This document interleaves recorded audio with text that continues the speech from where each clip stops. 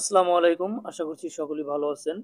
ভিডিওটি শুরু করার আগে বলে দিচ্ছি, যাদের বয়স 18 বছরের নিচে তারা এই ভিডিওটি দেখবেন না। আর যারা ভিডিওটি দেখবেন, সম্পূর্ণ ভিডিওটি না দেখে কোনো সিদ্ধান্ত নেবেন না। আজকে আমরা কথা বলবো বিগোরেক্স 100 ট্যাবলেট নিয়ে। জানতে চলেছি এর কার্যকারিতা, সেবন বিধি, কারা খেতে পারবে, কারা খেতে পারবে না এবং এর পার্শ্ব প্রতিক্রিয়া সম্পর্কে আলোচনা করব। আশা করছি ভিডিওটি সম্পূর্ণ দেখবেন। তো চলুন কথা না বাড়িয়ে মূল আলোচনায় আসি। তবে তার আগে একটি অনুরোধ, যারা আমাদের চ্যানেলটিতে নতুন, প্লিজ আমাদের চ্যানেলটি সাবস্ক্রাইব করে আমাদের পাশেই থাকুন। বন্ধুরা, দেখতে পাচ্ছেন ভিগোরেক্স 100 ট্যাবলেটটি, এটি আমাদের বাংলাদেশের স্কয়ার ফার্মাসিউটিক্যাল লিমিটেড বাজারজাত করে থাকেন। ভিগোরেক্স 100 ট্যাবলেটটি জেনেরিক নাম হচ্ছে সিলডেনাফিল। মূলত সেক্সুয়াল সমস্যার চিকিৎসকগণ দিয়ে থাকে, যাদের লিঙ্গ শক্ত হয় না, লিঙ্গ ছোট, বা যারা পার্টনারের সাথে বেশি সময় নিতে পারেন না এবং আপনার সঙ্গীকে পর্যাপ্ত তৃপ্তি দিতে পারছেন না, এবং যাদের লিঙ্গ উত্থানজনিত সমস্যা রয়েছে, তারাই মূলত এই ওষুধটি সেবন করতে পারবেন। এবং এই মেডিসিনটি কিভাবে কাজ করে থাকে, এটি মূলত লিঙ্গের রক্তনালীকে শিথিল করে, এটি লিঙ্গের রক্ত চলাচল বৃদ্ধি করে, যার কারণে যাদের লিঙ্গ উত্থানজনিত সমস্যা রয়েছে তাদের লিঙ্গ প্রসারিত করে। এ কারণে টাইমিং অনেকটা সময় নেওয়া যায়। এবং এই ট্যাবলেটটি মূলত 25, 50 এবং 100 মিলিগ্রাম আকারে পাওয়া যায়। এখানে দেখতে পাচ্ছেন 100 মিলিগ্রাম ট্যাবলেট। চিকিৎসকগণ মূলত রোগ নির্ণয় করে ঔষধ সেবন করতে বলেন এবং রোগের মাত্রা নির্ণয় করে সে অনুযায়ী সেবন করতে বলেন।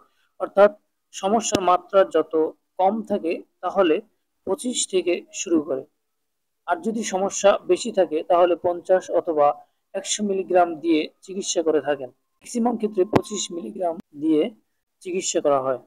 আসুন জেনে নেই এর সেবন বিধি। ভিগোরেক্স 100 মিলিগ্রাম মূলত একবার যৌন মিলনের 30 থেকে 40 মিনিট পূর্বে সেবন করতে হবে। যাদের সমস্যা কম তারা 25 থেকে 50 মিলিগ্রাম সেবন করতে পারেন দৈনিক একবার 30 থেকে 40 মিনিট পূর্বে। তবে একটি পরামর্শ, সেটি হলো এটি চিকিৎসকের পরামর্শ অনুযায়ী সেবন করবেন। এখন আমরা এর পার্শ্ব প্রতিক্রিয়া সম্পর্কে জেনে নেই।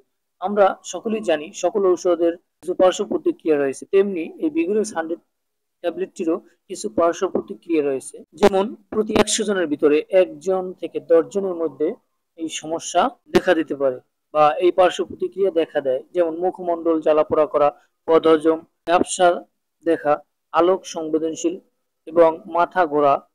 এসব পার্শ্ব প্রতিক্রিয়া খুব কম ক্ষেত্রেই দেখা যায়।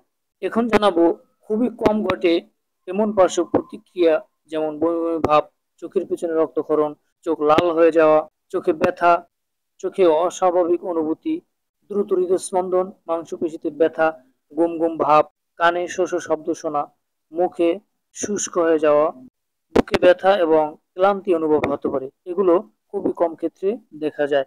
এই মেডিসিনটি সেবনের আগে অবশ্যই কিছু সতর্কতা অবলম্বন করতে হবে, সেগুলো জেনে নেই। অ্যালকোহল পান করা যাবে না, কারণ এটি লিঙ্গ উত্থানে বাধা দেয়, তাই অ্যালকোহল সেবন করা যাবে না। এবং অনেকে অনেক বেশি অ্যালার্জির প্রতিক্রিয়া বা মুখমণ্ডল, গলা ফুলে গেলে অবশ্যই ডাক্তারের পরামর্শ নিতে হবে।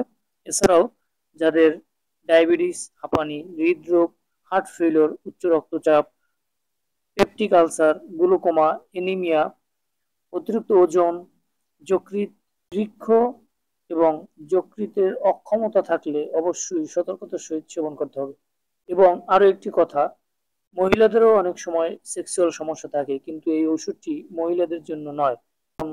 পুরুষের হরমোন আর মহিলাদের হরমোন এক নয়। পুরুষের হরমোন টেস্টোস্টেরন এবং মহিলাদের হরমোন প্রোজেস্টেরন। অতএব এই ওষুধটি মহিলাদের ক্ষেত্রে ব্যবহার করা যাবে না। তো ভিডিওটি ভালো লাগলে অবশ্যই আমাদের চ্যানেলটি সাবস্ক্রাইব করবেন এবং লাইক শেয়ার দিয়ে আমাদের পাশে থাকবেন।